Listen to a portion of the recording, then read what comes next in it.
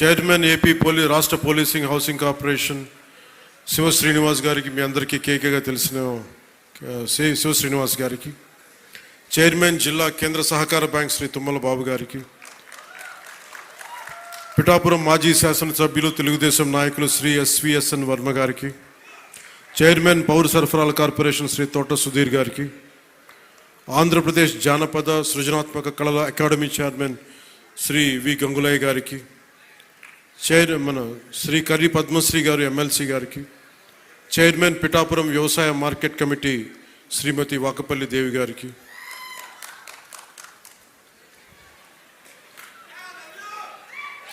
Chairman Godavari eastern delta project Shri Muralishetty Sunil గారికి, BJP Pithapuram in charge Burra Muralikrishnaraju గారికి, ఆయన ఒకసారి బీజేపీని జనసేన కూడా నాకు అర్థం కాదు, అంత ప్రేమ చూపిస్తారు, అంత నిలబడతారు. సో వారికి నా మనస్ఫూర్తిగా నమస్కారాలు.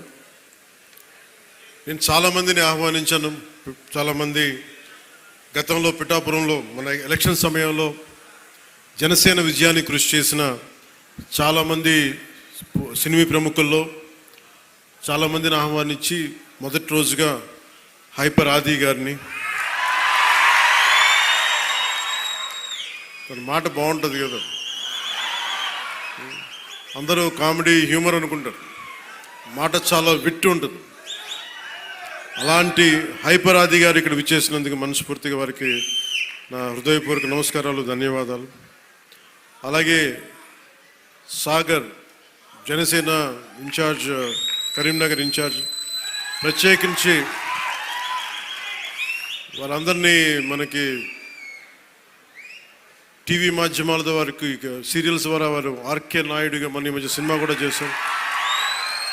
ఆయన అసలు పేరు సాగర్ అయినప్పటికీ కూడా ఆయన వేసిన క్యారెక్టర్ ఆర్కే నాయుడుగానే ఆయన ప్రసిద్ధి చెందారు. మనస్ఫూర్తిగా వారికి, ప్రత్యేకించి తెలంగాణ నుంచి మీరు మనస్ఫూర్తిగా ఇక్కడికి వచ్చినందుకు నా హృదయపూర్వక ధన్యవాదాలు. తెలంగాణకి ఆంధ్ర ప్రాంత ప్రేమను తీసుకెళ్ళండి. తెలంగాణ సోదరులకి, సోదరీమణులకి మనస్ఫూర్తిగా గోదావరి జిల్లాలోకి వచ్చి మన ఆతిథ్యం స్వీకరించమని మనస్ఫూర్తిగా మీరు తెలియజేయండి. ఏదైనా కూలగొట్టేయడం, చెడగొట్టేయడం చాలా తేలిక. ఒక పండగ చూస్తామంటే ఏం మాట్లాడాలనుకుంటామంటే, ఓ పిడికిడు గింజలు పండించడం చాలా కష్టమైన పని.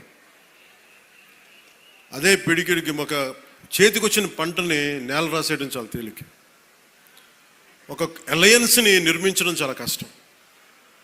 అందరినీ ఏకతాటిపైన తీసుకురావడం చాలా కష్టం.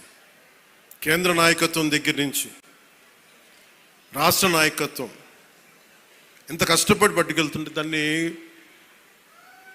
చెడగొట్టడం చాలా తేలిక, చాలా తేలిక. సంక్రాంతి మనం చెప్తుంది ఏంటంటే, ఒక చేతికి ఒక కష్టపడి సంవత్సరం, ఒక 6 నెలలు కష్టపడి, 4 నెలలు కష్టపడి పంట చేతికి వస్తే ఆనందం తాలూకు నిదర్శనమే సంక్రాంతి పండగ. మనకి ధాన్యం వచ్చింది, ధాన్యం అమ్మగా డబ్బులు వచ్చినాయి. ఈ రోజున మన హరిదాసులు కానీ, ఇంతమంది జానపద కళాకారులకు కానీ మనం ఎందుకు ఇస్తాము ఇవన్నీ అంటే, మా దగ్గర అబండెన్స్ ఉంది, మాకు ఒక 10 బస్తాలు పంట ఉంటే మేము 2 బస్తాలు పంచుతామని చెప్పడానికి. అది సంక్రాంతి తాలూకు నిదర్శనం. అంటే అలాగా మీరు ఇందాక మంత్రివర్యులు నారాయణ గారు చెప్తా ఉన్నారు, ఇంకా ప్రపంచంలో ఏ నియోజకవర్గం ఇంకెక్కడా రాదు అండ్ ఏది జరుగు, ఇక్కడ కొబ్బరాకు పడ్డా కానీ పిఠాపురంలో చాలా దారుణం జరిగిపోయింది. ఒక తాటాకు, అక్కడ ఉన్న తాటాకు ఊడిపడిపోతే అమ్మా చాలా దారుణం జరిగిపోయింది. మరి గత ప్రభుత్వ నాయకులను అడగండి, వాళ్ళ నియోజకవర్గం అసలు న్యూస్ ఉంటుందా, ఏం జరుగుతుందో కూడా తెలియదు మీకు. పిఠాపురంలో చిన్న చెట్టు మీద వాళ్ళున్న పక్షి ఈక పడినా కానీ అయ్యా బాబోయ్ పక్షి పడి. అంటే ఇది ఎవరిస్తున్నారు మీకు బలం? ఎవరిస్తున్నారు? మీరిస్తున్నారు.